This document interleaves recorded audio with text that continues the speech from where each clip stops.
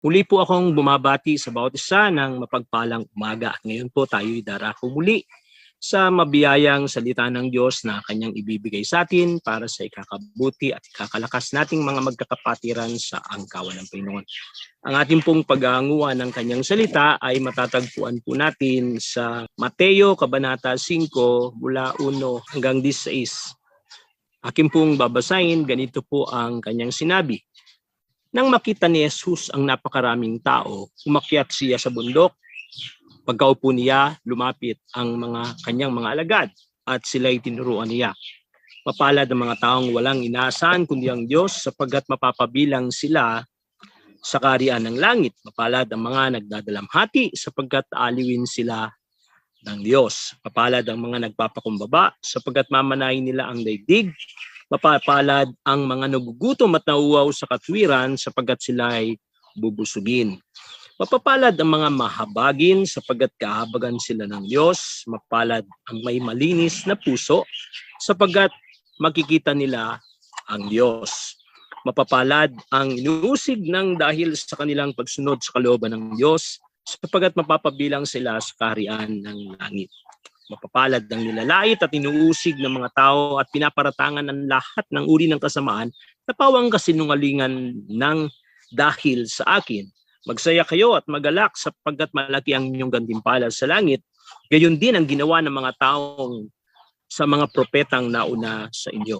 Kayo ang asin ng sanlibutan, ngunit kung ang asin ay nawalan ng alat, paano pa ito mapapaalat muli? Hindi ba wala na itong kabuluhan? Ngunit ang itapon at tapakan ng mga tao. Kayo ang ilaw ng sanlibutan, ang isang lungsod na nakatayo sa ibabaw ng burol ay hindi may tatago. Wala din namang taong nagsisindi ng ilaw pagkatapos ay nilalagay iyon sa ilalim ng malaking takalan. Sa halip, inilalagay iyon sa talagang patungan upang matanglawaan ang lahat ng nasa bahay. Gayon din naman, dapat ninyong paliwanagin ang inyong ilaw sa harap ng mga tao upang makita nila ang inyong mabuting gawa at papurihan ang Ama na nasa langit. Pagpalain ng Panginoon ang pagbabasa ng kanyang salita. Aming Panginoon, salamat pong muli sa iyong salita na lubos na pinagmumulan ng buhay kalakasan. Salamat sa mga kapahayagang iyong binibigay sa amin bilang iyong kawan upang kami ay lalong lumalim at kumapit sa iyo. Upang mangyari ang naisin mo para sa amin, mailayo kami sa sistema ng mundo na nagpapagulo, nagpapalito sa aming pagkatawag sa inyo. Tulungan niyo po kami na maintindihan ang layunin niyo sa araw na to. Sa aming pagsamba, hinihiling po namin ang malaya mong pagkilos, ang iyong banal na Espiritong siyang magpaliwanag, magpaunawa, humipo sa aming pandinig. Tigit sa lahat, tumanggap ang aming pananampalataya ng aral mo na siyang magsisilbing kalakasan namin. Salamat po. Sa pangalan ni Jesus, ito pong aming dalangin. Amen. Dito po sa Mateo Kabanata 5, ang konsepto po ng apostol na si Mateo ay kakaiba sa ibang ebanghelyo. Dito ay pinapaliwanag niya na ang Diyos na dumating ay siyang hari, ang siyang magtatayo ng kaharian ng Diyos. Ang kaharian ng Diyos ay tumutukoy sa dalawang bagay lagi. Una, yung kaharian ng Diyos sa langit na siyang dati nang binabanggit ng Biblia kung saan nandun yung kanyang trono at napapalibutan siya ng apat na mga creatures at naging ng mga anghel at ng mga naroon. Yun yung unang kaharian ng Diyos na nandun sa ikatlong kalangitan. Pero meron ding tinatawag na kaharian ng Diyos na siyang nung bumaba si Jesus ay pinaliwanag niya. Una, dun sa kanyang panalangin, sabi niya, Our Father which art in heaven, hallowed be thy name, thy kingdom come, thy will be done. Sabi dun, thy kingdom come, thy will be done on earth as it is in heaven. Ibig sabihin, merong kaharian ng Diyos dito sa lupa at meron din sa langit. Pangalawa, yung konsepto na yung pagpipigil sa sarili, sabi niya, kung ang isang kamay mo ang dahilan ng iyong pagkakasala, mabuti pang putulin mo ito kasi mas mabuti pang makarating sa kaharian ng langit ng putulang isang kamay kesa mapunta sa impyerno ang buong mong katawan. Ganon din ang tinukoy niya sa mata. Ang tanong, ang malinaw sa atin sa kaharian ng langit, dun sa third heaven, pagdating natin dun, wala nang kapansanan. Paano kang makakarating ng putol ang isang kamay o putol walang isang mata? Ang ibig sabihin ng tinutukoy niya dun ay yung kaharian dito sa lupa. Merong kaharian ng Diyos dito sa lupa na siyang itinuturo ng Panginoong Yesus. Katunayan, sa umpisa pa lang sabi niya, the kingdom of heaven is at hand. Dumating na ang kaharian ng Diyos. At nung dumating, yung hari. At yung hari na yun ay nagpasimula. Hindi niya tinungtungan yung trono ng iba. Nagpasimula siya na hanapin yung kanyang nasasakupan. At sa tuwing may makakakilala, lumalawak ang teritoryo ng kanyang kaharian. Hanggang sa ngayon, ang teritoryo niya walang lugar, hindi naka-specific na lugar. Kung basta ang definition lang ng kaharian ng Diyos, kung nasaan yung mga taong nakarinig ng kanyang salita at hinipo ng Banal Espiritu at naging bahagi ng pananampalataya ng Panginoon. Nakipag-isa sa Panginoon. Sila yung kaharian ng Diyos. Sila yung pinaghaharian ng Diyos. Hindi natin pwedeng sabihin na tayo'y kabilang sa kaharian ng Diyos kung hindi naman siyang naghahari sa buhay natin. Ang tunay na palatandaan na siya, na tayo'y kabilang sa kaharian ng Diyos ay yung gusto niya ang nasunsunod, yung paraan niya ang nakikita, at siya yung nabibigyan ng karangalan, hindi tayo. At higit sa lahat na mahalaga doon, siya yung namumuno. Siya yung nagpo-provide ng lahat ng ating pangailangan sa ating buhay. Doon pa lang makikita na siya nga yung hari. Siya yung nagplaplano ng lahat ng bagay sa buhay natin. Yun yung kaharian. Ngayon, bawat kaharian ay merong kaibahan. Kaya nung dumating siya dito, na-misinterpret siya ng mga dating religyoso, mga Judaism. Na misinterpret siya kasi ibang kaharian yung tinutukoy niya. Ibang konsepto yung nakalakihan ng mga tao ng kaharian ng Diyos. Kala nila ang kaharian ng Diyos sa pamamagitan lang ng pagsunod sa batas. Pero makita natin na misled sila kasi ang unang malaking pagkakamali ng mga Pariseo at Saduceo, tiningnan nila ang kaharian ng Diyos na parang itong mundong ito. Itong kanilang ginagalawan. Tingnan natin yung kaibahan, merong comparison na kung ginawa. Ang kaharian ng Diyos ay eternal. Samantalang ang kaharian dito sa mundo, na kahit anong kaharian, ay temporal. Hindi siya pang walang hanggan. Siya ay masisira, siya ay mawawasak, balang araw mawawala. Ang kaharian ng Diyos ay spiritual, na ang lahat ng tinutukoy ay mga bagay na spiritual. Sabi nga, pagdating sa langit, kalilimutan, wala nang bagay na maalala patungkol dito sa lupa, sabi sa Isaiah. Pati yung pangalan natin, papalitan, pati yung tsura natin, magbabago. Sapagkat yun yung kaharian ng Diyos na konsepto pag tinukoy yung third heaven. Pero makita natin, spiritual ang tinutukoy. Kaya nung dumating si Jesus, makita natin yung mga tinutukoy niya, may bagay patungkol sa spiritual. Samantalang dito sa mundo, ang kaharian ay material.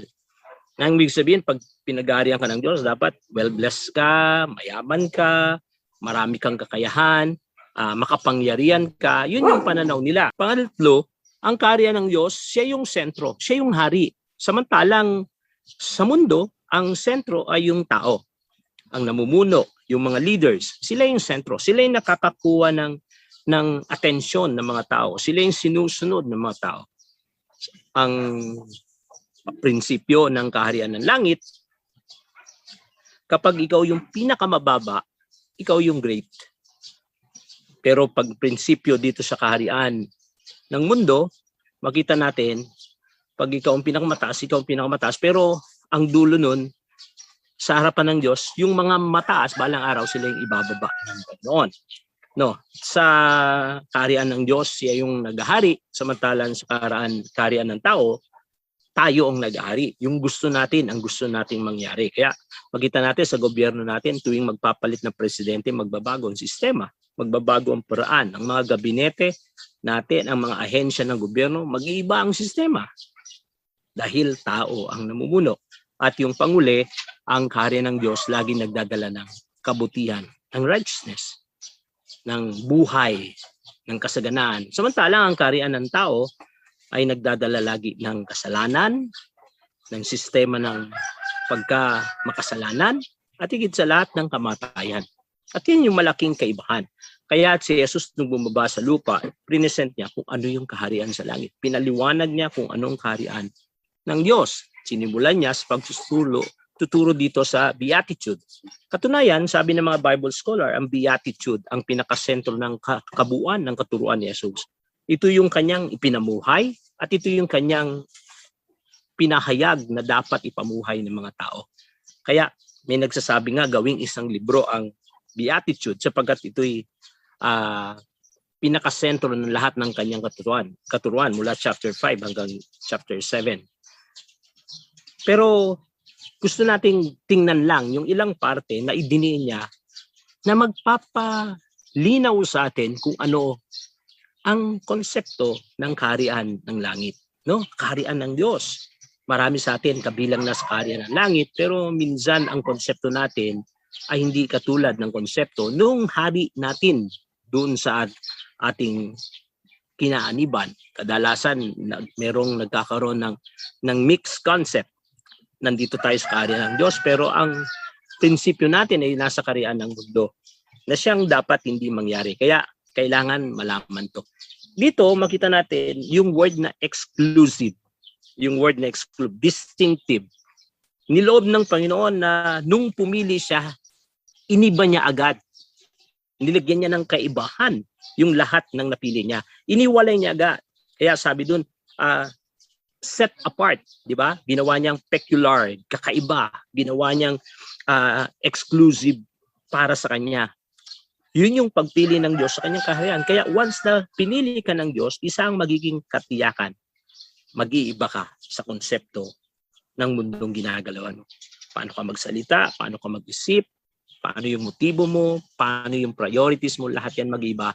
Dahil yun ang unang gagawin ng Diyos pagkatapos mong mapabilang sa Kanya. Magbabago ka, iibahin ka ng Panginoon. Dito sa ating pag-aaral, ang nais kong bigyang diin, ang pamagat natin yung kaharian ng Diyos. Ang bibigyan ko ng tatlong kakaibang konsepto sa pamumuhay sa kaharian ng Diyos. Ito yung ating sasagutin sa tatlong bagay na ito. Ang tatlong kakaibang konsepto sa pamumuhay sa kaharian ng Diyos. Unahin natin yung tinawag kong pakinabang ang kakulangan. Pakinabang ang kakulangan.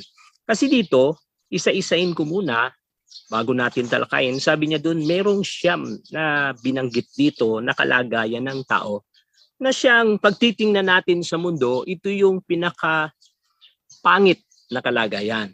Pero makita natin dito sa tinatalakay ng Panginoon, ito yung pinakamagandang kalagayan na siyang baliktad. Merong contradict sa kaharian ng Diyos at sa kaharian ng mundo. Sa kaharian ng Diyos, ito yung mga binanggit niya ay mapapalad. Ang mapapalad, ang ibig ay pamsalitang makarios, na ang ibig sabihin, the highest level of happiness.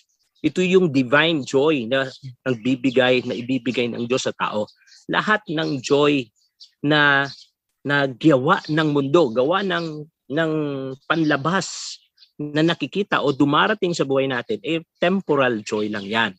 Pero yung divine joy, yun yung nagmumula sa loob na kahit magulo yung paligid, hindi ka mayaman, may sakit ka, makararanasan mo yung ganap na kagalakan. Ito yung pangako ng Diyos sa mga taong ito. Kaya walang kinalaman yung kalagayan mo sa buhay para makamit mo to. Sa mundo, hindi. Para makamit mo to, kailangan maging pinakamayaman ka. Kailangan wala kang problema. Kailangan malakas ka. Kailangan makapangyarihan ka. Sa Panginoon, hindi. Kahit sino ay pwedeng makakuha nito kasi walang kinalaman yung kakayahan ng tao. Ang tanging may kinalaman ay yung kakayahan ng Diyos. Okay? Kaya sa una, makita natin yung pakinabang sa kakulangan. Kasi puro kakulangan ang binanggit dito, pero pinakita naman yung malaking pakinabang. Una, sabi niya yung poor in spirit. Yung poor in spirit, basahin ko lang mabilis kasi buod naman yung ating pinaka-konsepto dito. Ang poor in spirit ay yung wala ka nang ibang inaasahan kundi ang Diyos. Kasi sa konsepto ng poor, meron dalawang klase yan. Yung poor, nagtatrabaho ka at yung kinikita mo sakto sa iyong pagkain sa pangailangan na araw-araw. Yung isang poor, yung below poverty line. Yung buong sahod mo, hindi rin kasya sa pang-araw-araw mong pagkain. kulang pa rin yun, yung buong sahod. Yung buong kakayahan mo sa maghapon ay kulang para sustentuhan ang iyong pangailangan.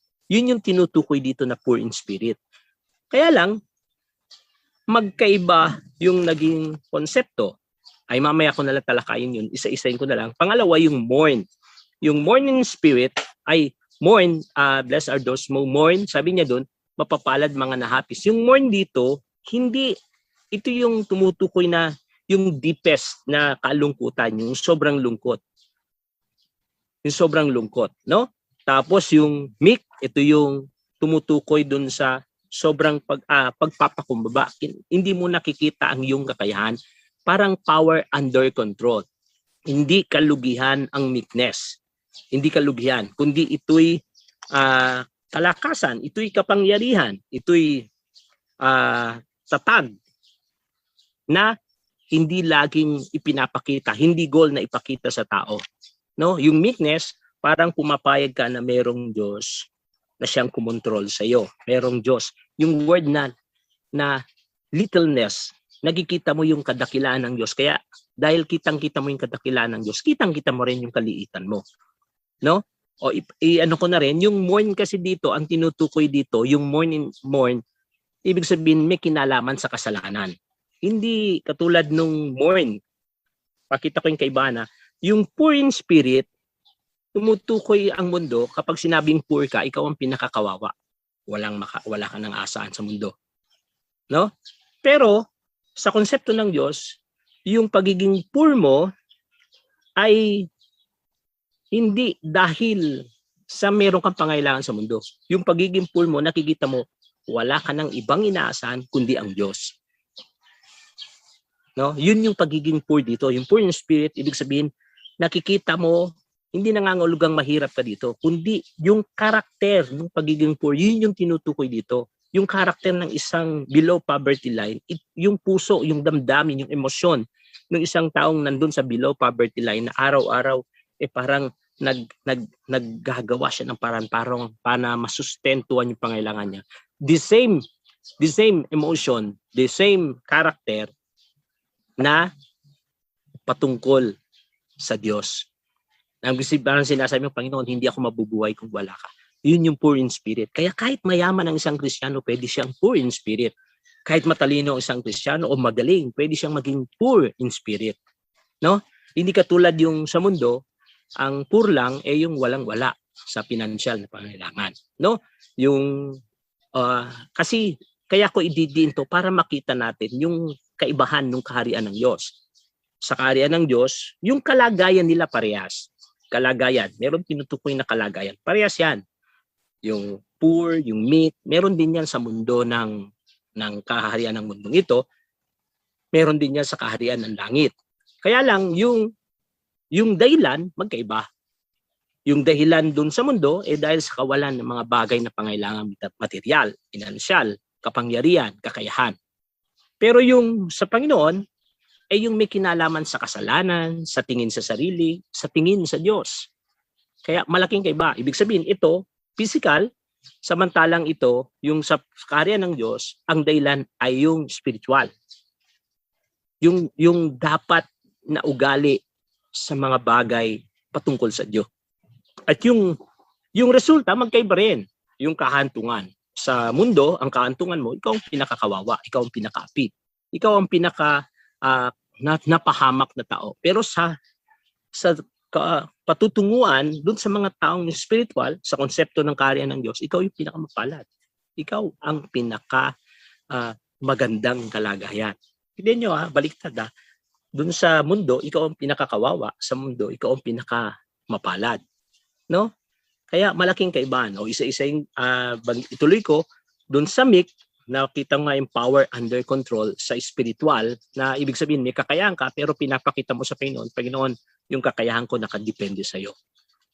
Hindi katulad sa mundo, ang meek weaknesses. Laging gusto ng tao i-present kung sino siya, anong kakayahan niya, anong galing niya. No? Kaya yun yung kaibahan. Kaya pagdating sa ibang paraan, ay nagkakaroon ng problema. Ito pang nakakatawa, yung hunger and thirst. Ang sabi dun, yung nature ng tao yung magutom at mauwaw. Pero ang ang konsepto dito yung sa mga pagkain at mga pangailangan. Samantalang sa Panginoon ay yung about righteousness. Yung desire ang tinutukoy dito. Yung gaano mo dinidesire, yung sundin, yung kalooban ng Diyos. Ang tawag niya dun, thirst and hunger. Dapat ganun yung passion, ganun yung nararamdaman ng isang Kristiyano patungkol sa pagsunod sa kalooban ng Diyos. Tinawag na hunger and thirst. At sabi doon, pag yun yung nakita ng Diyos, sa dulo, ang kanan nito, you will be filled. Satisfaction or satisfied. Samantalang, sa mundo, makita natin, walang bagay na asamin mo sa mundo na masasatisfy ka. Temporal lang. Pag nauwaw ka, mamaya mauwaw ka uli. Kahit uminom ka ng maraming tubig, mamaya mauwaw ka uli. Hindi siya nagbibigay ng eternal. Kasi yun nga yung description ng kaharian ng mundo. Tapos yung sumunod, yung merciful. Sa mundo, hindi uso ang merciful. Pag nagkasala ka sa akin, dapat ka parusahan. Sa Panginoon, ito yung konsepto ng deny your right. Kailangan, kahit na yung tao, karapat dapat parusahan. Kahit yung tao, dapat wag limusan kasi masama siyang tao. Sa Panginoon, kaya mong intindihin yung kalagayan ng tao para i-offer mo yung tulong mo sa Kanya. Para i-deny mo yung right mo at ibigay mo na lang sa Kanya. Yun yung merciful. Kaya sabi niya, kung tayo merciful, ito yung blessing ng Diyos. Magiging merciful din siya sa atin.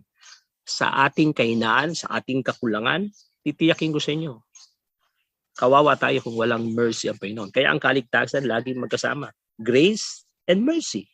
Bakit? Kasi kung pairalin ng Diyos yung kanyang justice, yung kanyang righteousness, yung kanyang standard, walang papasa sa atin. Araw-araw, binubuhusan tayo ng Diyos ng kanyang biyaya. No? At yung pure in heart, ito naman yung deceitfulness ng mundo. Sa mundong ito, punong-puno ng panlilinlang. Minsan, kala mo, yung tinatawag na good works na imitation. Yung kala mo maganda yung ginawa, pero yung sa inner motive, dun sa inner feeling ng tao, yung conscience niya, hindi pala para sa Diyos yun, para sa sarili. Gusto mo lang makilala na mabait ka, gusto lang may dalang araw pala, tatakbo ka sa politika. Parang ganun, may dahilan, kaya mo ginagawa yun. At hindi ang Diyos ang dahilan. Kaya yun yung malaking kaibahan. Tapos yung peacemaker, ito na yung pagiging sa konsepto ng Panginoon, kaya mong intindihin yung lahat ng bagay at kaya mong dalhin sila tungo sa dapat nilang kalagyan. Yung pagiging ambassador ng Panginoon. Sa mundo, hindi. Ang peacemaker ay mahirap gawin kasi ang sentro ng mundo, sarili nga. Kapag nakita niya nagkasala ka, ilalagay ka niya, ipipilit ka niya, idadown ka niya, pag-uusapan ka niya.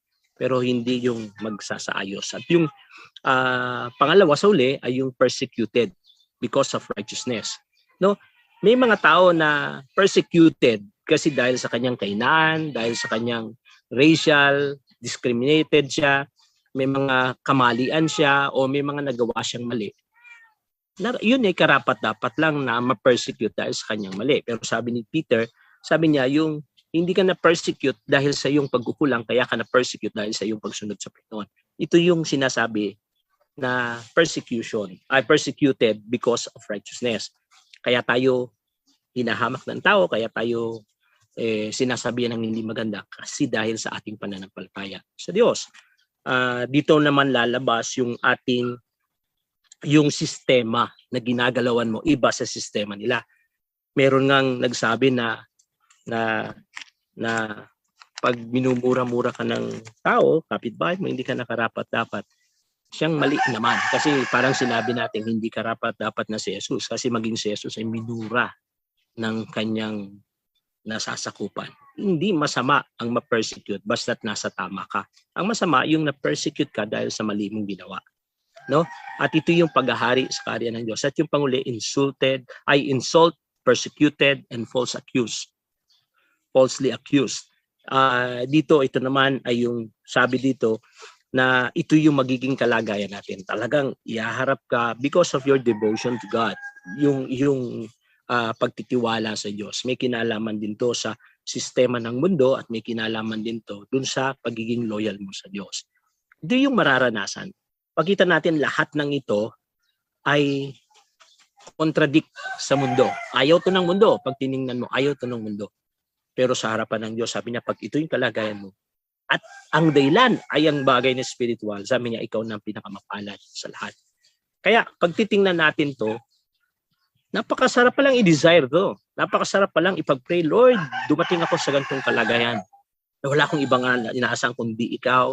Na tuwing ako'y magkakasala, ako'y lulod, iiyak, matuturog yung puso ko. Sa tuwing ako'y may gagawin, hindi ko nakikita yung sarili ko, nakikita ko yung kakayahan mo. Kaya ang liit ng tingin ko sa sarili ko. Sa tuwing magdi-desire ako, ang dinidesire ko yung mga bagay na gawin yung kalooban mo at hindi yung mga bagay na pangarap ng flesh o pangarap ng mundong ito. Tuwing ako'y magdidesisyon na yung karakter mo na ipapangaral ko, yung merciful, yung pagiging pure in heart, yung pagiging peacemaker, lahat ng yan, ang ganda. Kaya sa conclusion ko dito sa first part, makita natin sa buhay pala ng tao, sa kaharian ng Diyos, kapag ikay pag nag-aaruan ng Diyos, dapat uunahin mo lagi siya. Kasi siya yung hari. Seek God first. Tapos, and all these things shall be added unto you. So, pangalawa, pag-aaralan natin to, yung blessings. No? Tapos, makita natin doon yung dapat pala gawin mo siyang hari sa anumang sitwasyon. Minsan dumarating tayo sa kalagayang hindi maganda at minsan nangyayari sa atin yung bagay na maganda dito sa mundo, sa material world. Pero ang konsepto ng isang Christian, pag dumarating yung kalugihan, depend on God. Nakatiwala tayo sa Kanya. Panginoon, alam ko may gagawin ka at alam ko tutulungan mo ko sa aking kalagayan. Pero pag nasa magandang kalagayan, glorify God. Hindi nawawala ang Diyos kasi siya yung may-ari ng kaharian. Bahagi lang tayo sa kaharian. Hindi tayo yung total picture. Hindi tayo yung big picture. Tayo part lang ng big picture. Ang big picture ay ang Diyos na siyang hari. Na siyang punong pastol. Siya yung nasusunod. Siya yung sinusundan. Siya yung taga-akay. Siya yung provider. Hindi tayo. Kaya napakalaking tulong mga kapatid kapag maintindihan natin yung salitang unahin ang Panginoon. At yung focus natin ay spiritual. Hindi yung mga bagay na physical. Pwede natin convert sa spiritual yung mga bagay na ginagawa natin sa physical. Sa pagtatrabaho natin, kung yan ay ginagawa natin para sa pamilya natin, para sa kapakanan ng kalwalatian ng Panginoon, walang problema yan. Kahit material things yan. Nagiging spiritual yan. Kasi yung purpose ay nakaayon sa plano ng Diyos. Nawa, nakita natin yung kabutihan. Pangalawa, yung gantimpalang walang kapantay.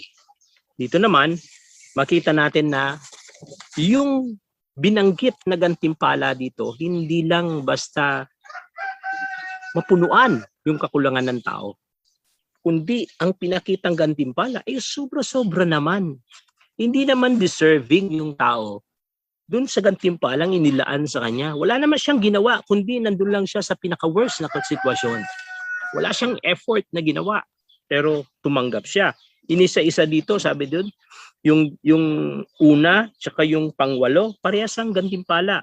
Yung sa una, kapag wala kang ibang inaasahan kundi ang Diyos. Tapos yung pangwalo, kapag pinipersecute ka dahil sa katwiran, sabi niyan, mamanahin mo ang kaharian ng Diyos. Isipin mo, ang ginawa mo lang dumipende sa Diyos, pero sabi, mamanahin mo ang kaharian ng Diyos. Pagkatapos yung nahapis, hindi alisin yung naghahapis sa'yo, hindi alisin yung nangahamak sa'yo. Ang sabi, aalawin ka pa. Di ba? Hindi lang tatanggalin yung persecutor mo, hindi lang tatanggalin yung nambubuli sa'yo. Sabi niya, baliktad, aaliwin ka pa. Alam niyo yung konsepto ng alawin? Hindi sila titigil hanggat hindi ka naaliw. Gagawa ng paraan, saan ka mapapasaya. Yun yung ibig sabihin nun. Kaya makita nyo, lampas dun sa hinihingi na tulong. No? At yung makita rin natin dito, inherit the earth.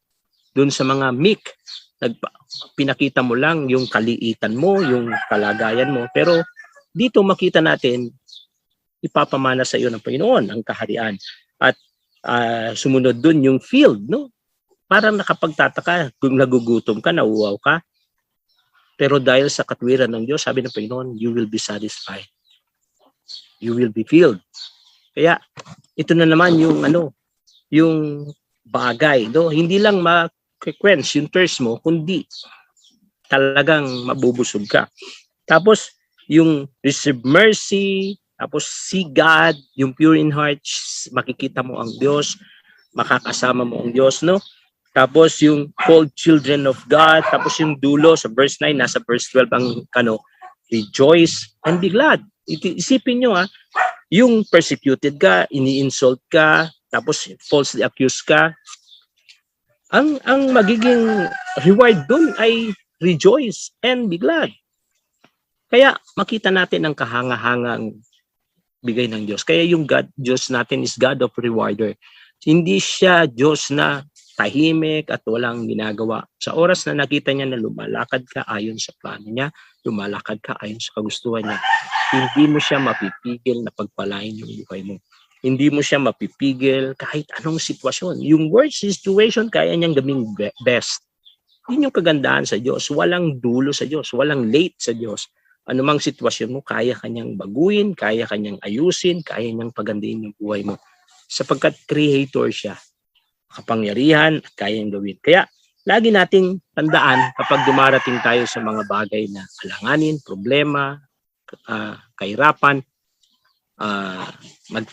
maging sa panahon ng pandemya, na siyang ngayon ay usong-uso yung pinapauso nila yung pagkatakot, pinapangaral, ang nakakalungkot pa. Minsan mga kasamahan ko pang pastor yung nagpapakalat ng takot na siyang unbiblical.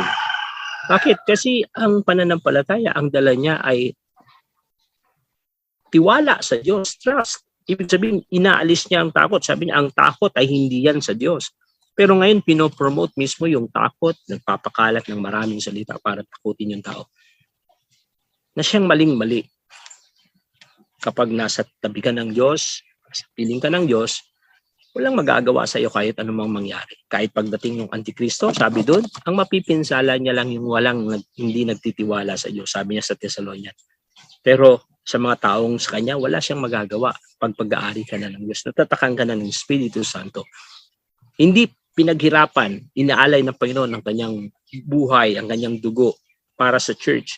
Pagkatapos biglang pagdating sa dulo, pag dumating ang Antikristo, bigla na lang piperwisyuhin niya at mapapahamak lahat. Hindi ganoon ang konsepto ng Diyos. Kaya nga tinawag na perfect salvation kasi inayos niya hanggang dulo. Siya yung nagpasimula at siyang magtatapos. Sabi niya sa Hebrew chapter 12. Is the author and the finisher of our faith. Kaya yun yung malaking kaibahan. Kaya tandaan lang natin sino yung Diyos na pinaglilingkuran natin at ano yung kakayahan ng Diyos na pinaglilingkuran natin. Sa bagay na yun makita natin, mararamdaman mo yung pananampalataya na siyang magniningas at muling magtataboy ng lahat ng takot na nararamdaman natin. Kaya ang paglilingkod sa Diyos ay isang malaking investment sa buhay ng tao. Hindi kailanman malulugi ang taong naglilingkod. Kung itong mga bagay na kalagayan na parang nagtiwala lang sa Diyos pero wala pang paglilingkod, makita mo tumanggap ng best. How much more kung ikaw na nandun sa kalagayan na ikaw ay naglilingkod? Na ikaw ay pinapakita mo yung bagay na ang buhay mo ay para sa Diyos. How much more? Anong laking reward yung kaya niyang ibigay sa iyo? We cannot outgive God pagdating sa paglilingkod, pagdating sa pagbibigay, pagdating sa pagsasakripisyo.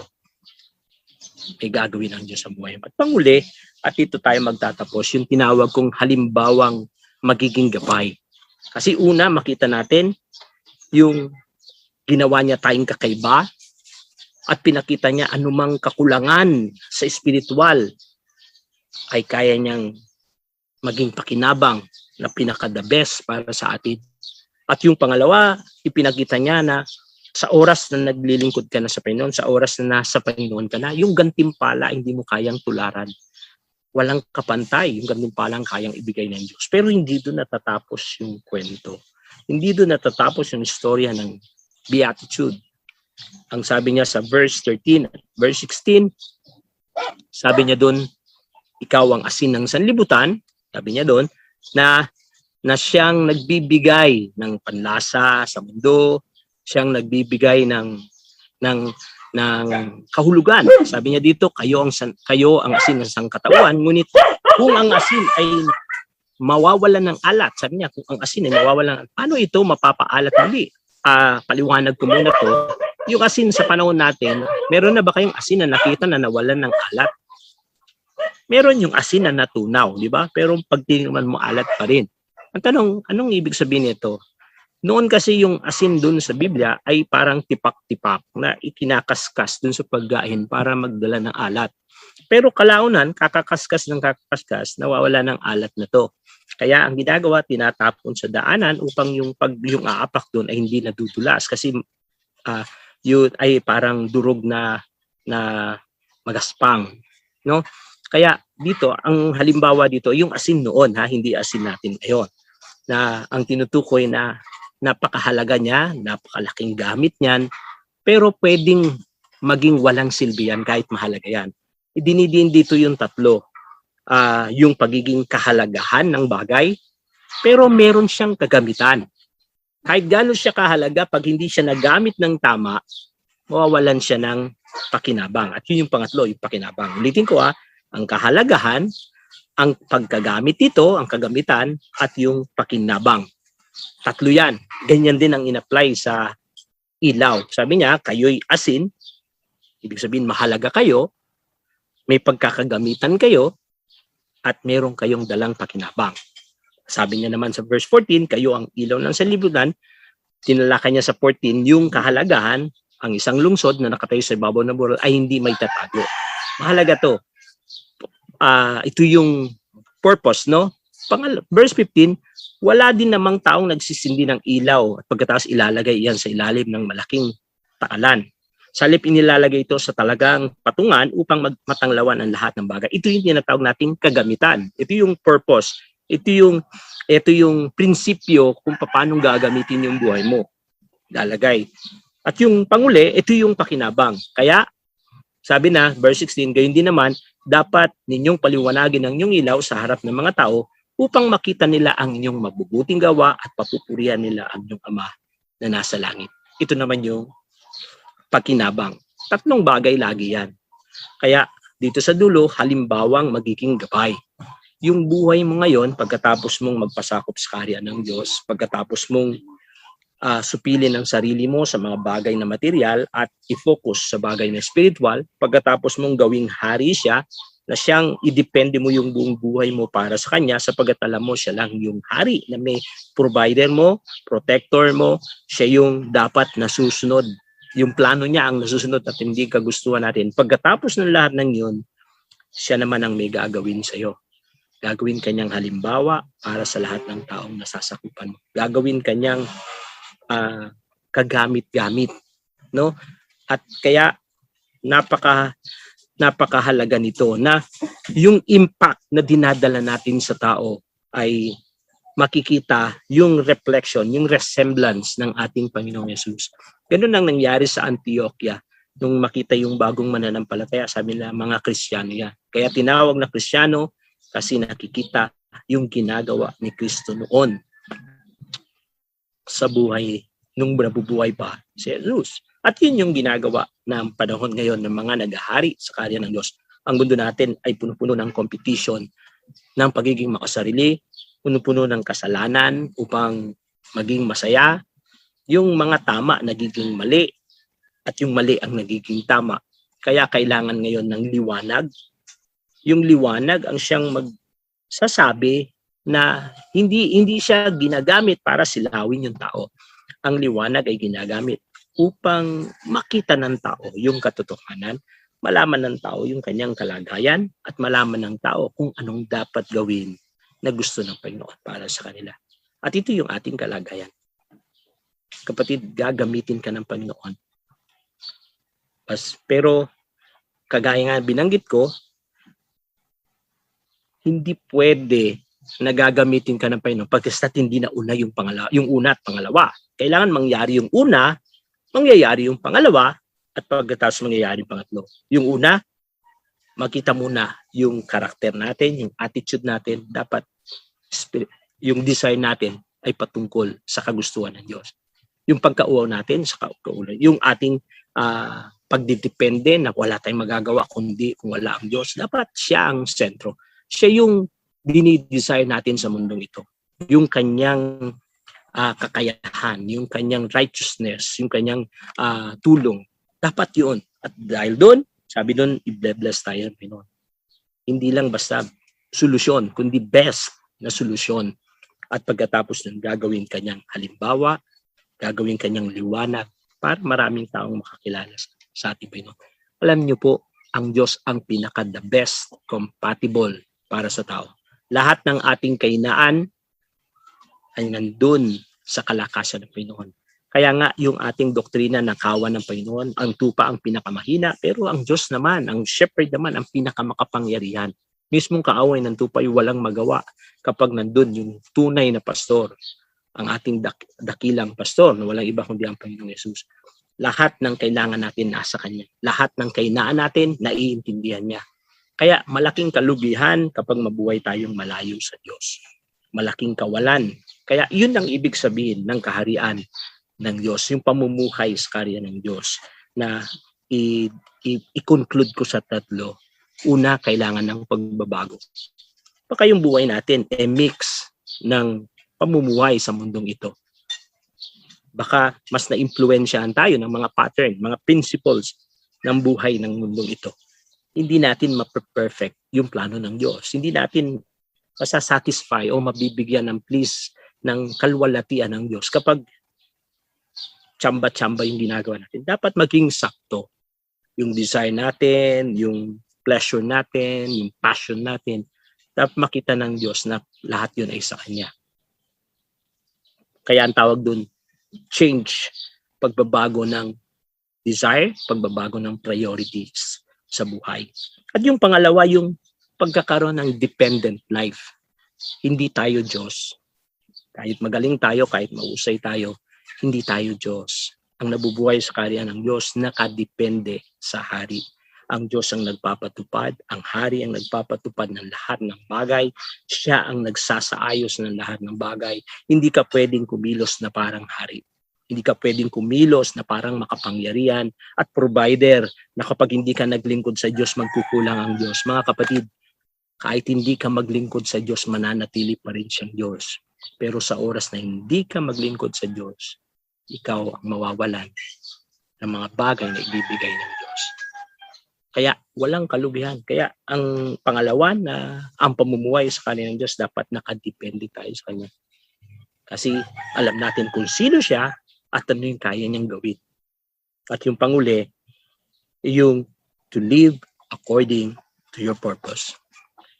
Makita natin, kaya niya ginawa sa iyo maraming bagay kasi gagawin kanyang halimbawa para sa maraming tao na hihintuin niya. Hindi mo pwedeng sirain yung pattern ng buhay mo. Kung ikaw ang ilaw, hindi mo pwedeng itago yan. Hindi mo pwedeng ilagay yan sa takalan at ilagay sa ilalim ng mesa. Kailangan gamitin mo yan, kailangan magninning yan, kailangan malaman yan ng maraming tao. Hindi mo pwedeng ipagdamot yan. At yun yung purpose ng ilaw. Yun yung purpose ng asin na maging bahagi. Hindi pwede mong i-isolate yung sarili mo. Sabihin mo makakasalanan yung mga taong nakapaligid sa akin. Kaya hindi ako pwede makisama sa kanila. Hindi ganoon. Ang asin kailanman, kahit ihalo mo dyan yung isang isda na nabubulok sa oras na nahalo yung asin, yung isda ang maimpluwensyahan, hindi siya mabubulok. Yung ilaw, kahit haluan mo yan ng kadiliman, yung dilim ang mawawala. Hindi siya pwedeng talunin ng kadiliman. Ibig sabihin, once nasa iyo na ang Panginoon, nasa yung plano ng Panginoon, gagamitin ka niya para bumuhay ng kaluluwa, para lumigtas ng mga taong nakapaligid sa iyo. Kaya mga kapatid, nawa, sama-sama tayo mamuhay ng aktibo sa kaharian ng Diyos. Gagamitin tayo ng Panginoon. Tayo'y manalangin. Panginoon, salamat po sa iyo sapagkat ikaw ang aming Diyos na makapangyarihan na pinagmumulan ng lahat ng kakayahan. Salamat sa iyong kapahayagan na muli mamuhay kami hindi sa layunin na pangsamantala, hindi sa layunin na pang-temporal, hindi sa layunin na pang makalaman, Panginoon, kundi sa layunin ng naisin mo. Doon sa inihanda mong layunin noon pa, makita namin ang nais mo para sa amin. Gamitin mo ang iyong mga anak sa aming mga kakayanan na magliwanag para sa kapakanan ng iyong kaluwalhatian Panginoon, tulungan niyo kami sa aming kalagayan. Anumang sitwasyon, huwag mabura sa isip namin kung sino yung Diyos na pinaglilingkuran namin at ano yung kaya niyang gawin para sa amin. Panginoon, pagpalain niyo, Panginoon, ang bawat isang nakarinig ng iyong salita. Hayaan mong ang pagtitiwala at ang kapurihan, Panginoon, at ang kalwalatian ay laging babalik sa iyo, Panginoon. Sa iyo po namin dinadalangin ang iyong biyaya at kabutihan ay patuloy namin maranasan. Panginoon, sa iyo po namin dinadalangin ang bawat pamilya namin, ang bawat kapatiran namin.